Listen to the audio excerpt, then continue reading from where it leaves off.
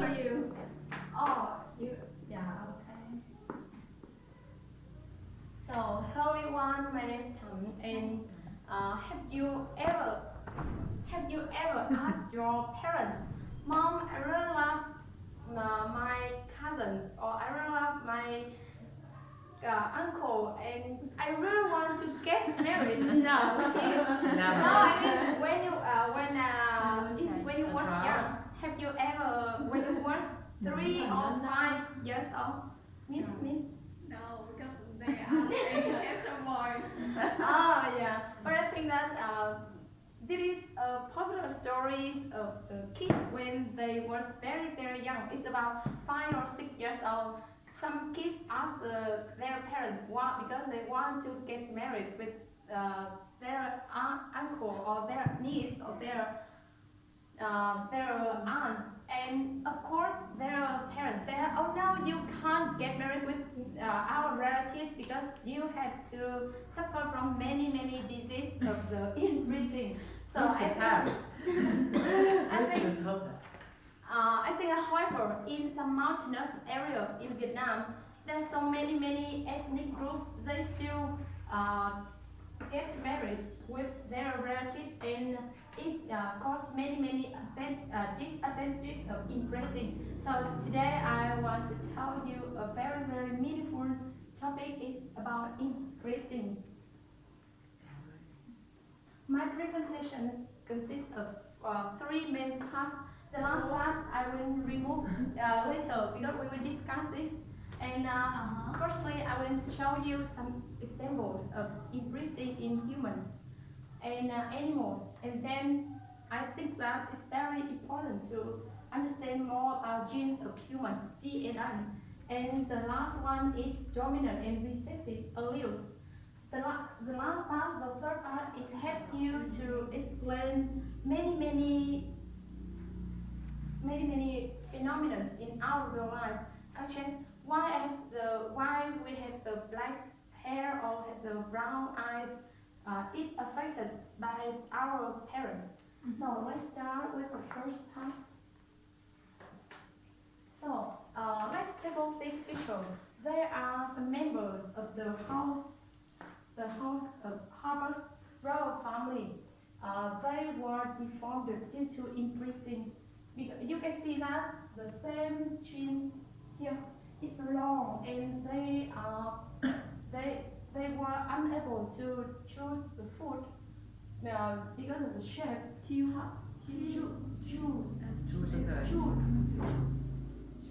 So firstly, here is an example of the consequence of inbreeding. So what is the inbreeding?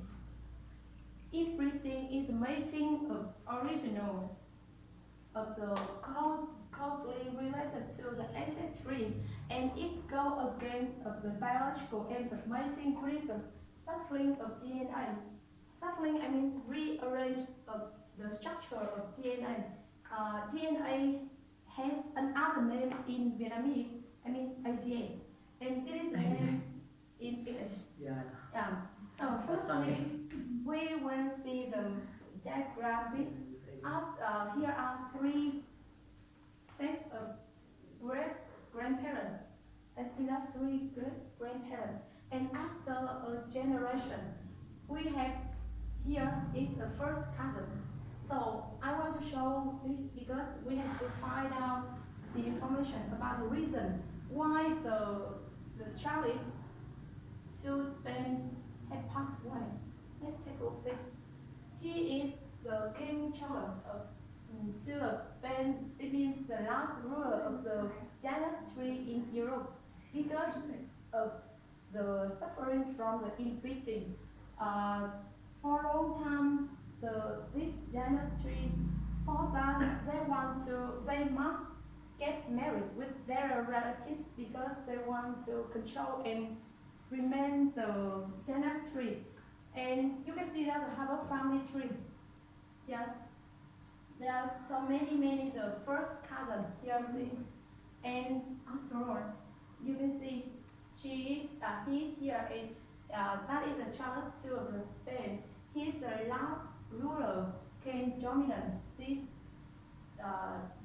tree, and after this geometry distinction and couldn't exist because of the inbreeding. And one more, after he passed away, the researchers and the scientists proved that there is no drop of blood in his body, even his head was full of water, especially his heart is very very small, too small to remain the breath. So maybe if and you can see the chin, he was unable to produce to air. So this genus couldn't exist. And do you know this? Yeah. Yeah, exactly. Pharaoh in Egypt, yeah, he is in real life.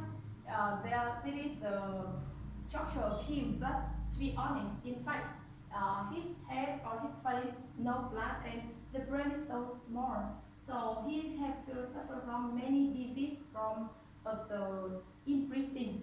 So I think that most of people always think about the negative thing of inbreeding. However, in plants, especially in animals, we can make use of the positive thing to make the diverse of ecosystem. But today, this content, I will move to the last part, and we will move to another example. Can you see that in animal? Here are some examples. I just show you the inbreeding. It means the gathering with two, mating with two is a relative, and the opposite one is outbreeding. When this member is not in their relative, so you can see that without breeding, the result is the dominant allele, and with their relatives, it means inbreeding, maybe the number of recessive allele is bigger. But I just show you a little about dominant allele because this content I will explain more in the last part, the third part. This is an example of the inbreeding in animals.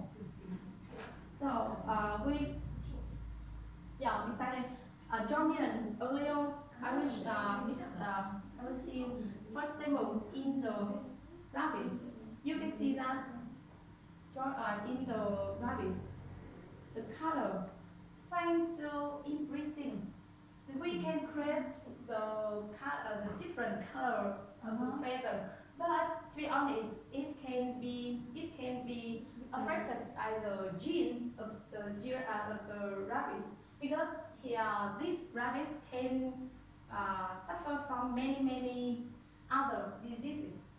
But here is some example. So let's move to this part. Whenever see this picture, what do you think about first, Miss Lana?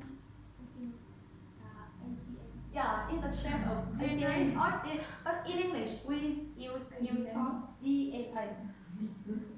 So I will tell you about the human DNA. I think that most of you know some information about this, and in this part I will tell you about more factors.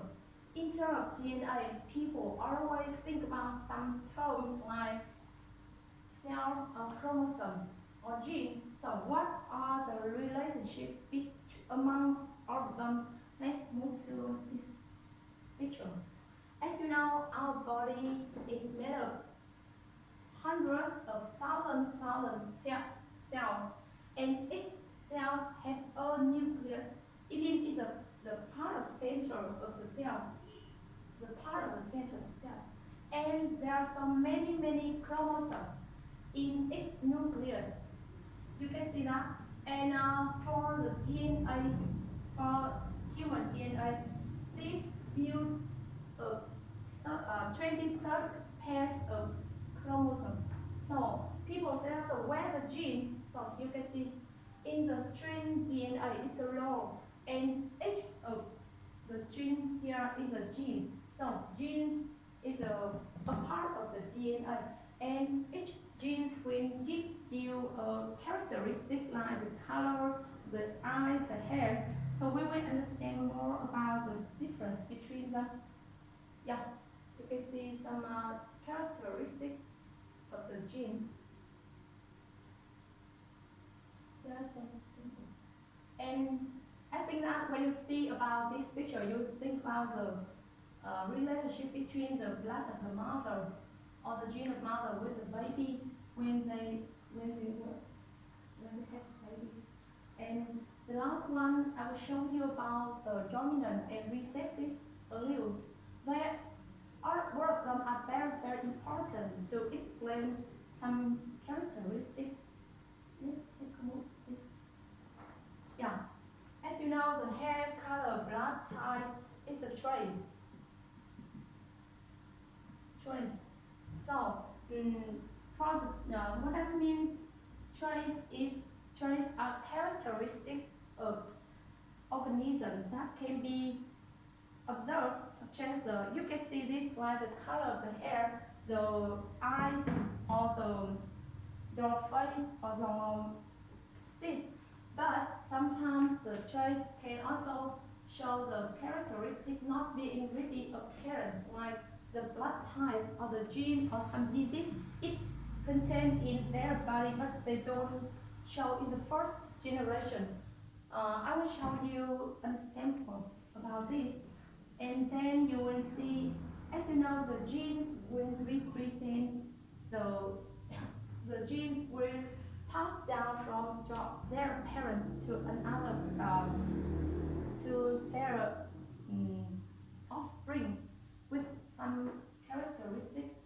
Here is the gene. You can see that. For example, this gene represents the growth. It means the physical condition or the mental condition. Each individual is blood. But I will explain more about the third part is about allele. It's very important to understand.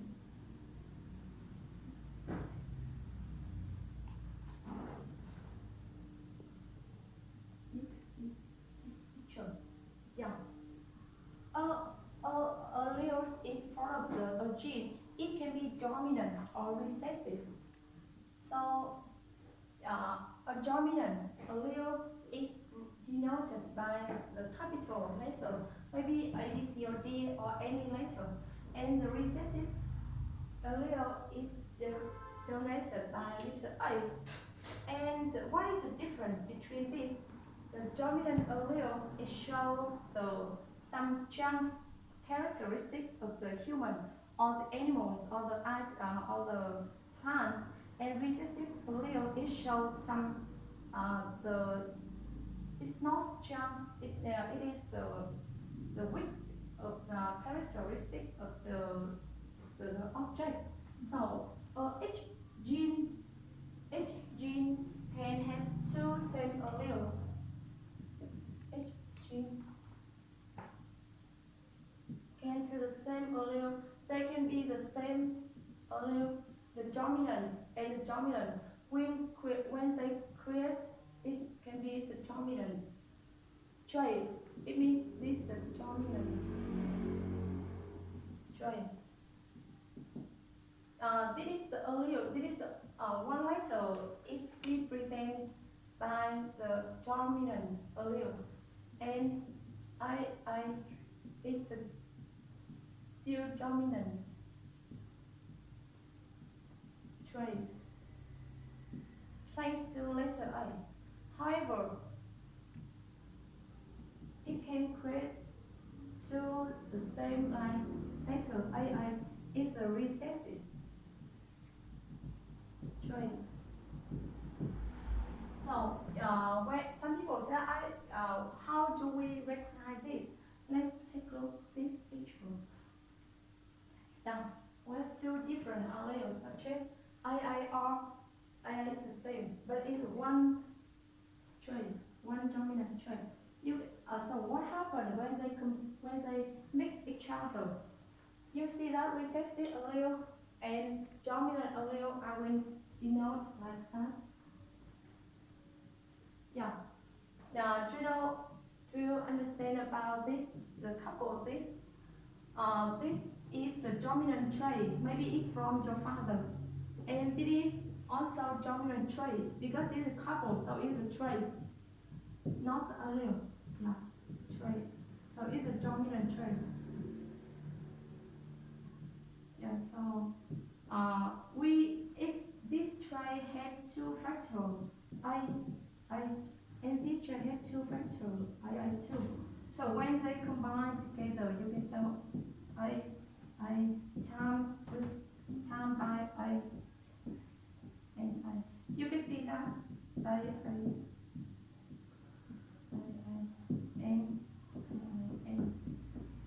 I.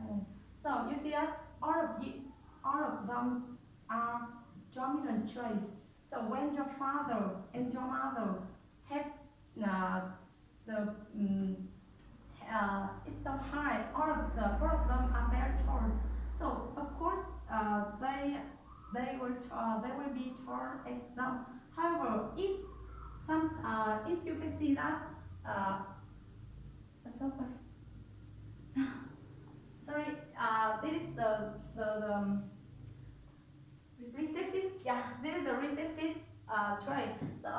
Some people think that I don't know why my mother and my father are tall, but here are your sister, your younger sister, your youngest sister, It's and wrong, you, it's wrong. you. I So am sorry. boy. Yeah. No, it's A. big A, capital A and then Okay. yeah, lowercase a. No.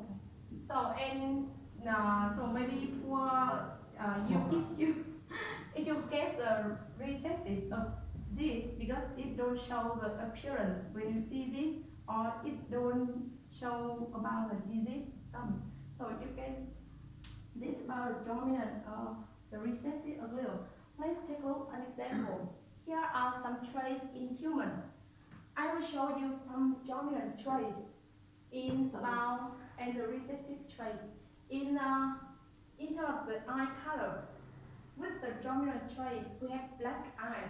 However, with the recessive traits we have the colored eye, and you can see an example like that. B is represented by the brown eyes so or black eyes okay, and with the recessive blue eyes allele.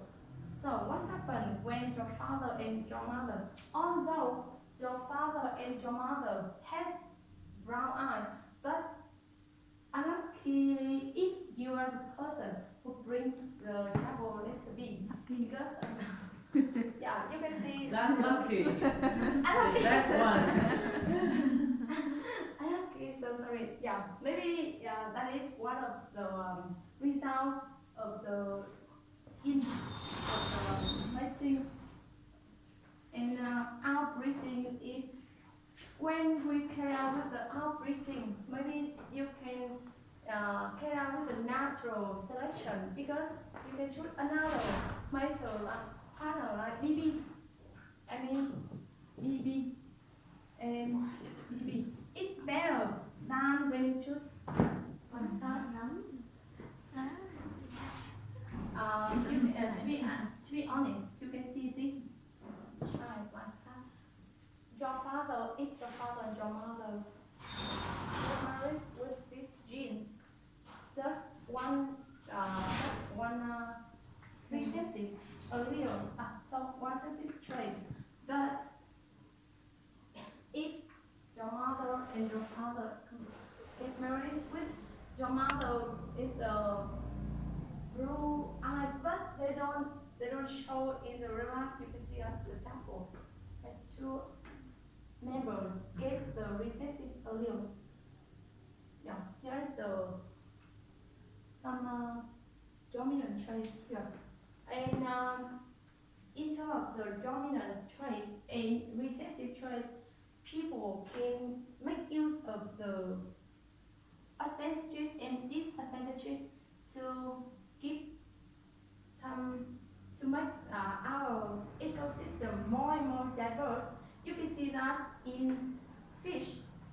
Thanks to inbreeding of the excessive traits or dominant traits, that we can create many colorful fish. And instead of the cow, they really want to have the high level of the milk. They will carry out the inbreeding because some kinds of cow can produce much milk than meat. Yeah, and the what about the sheep? You can see that we can use inbreeding to make more feather to in our life. And the last one you can and last one is about the plant. The plant you can see that when you want to create uh, plentiful plants like the tulips or roses with the colorful flower, they can create and mix each other and make you the inbreeding. So that's all my presentation today. Thanks for your listening.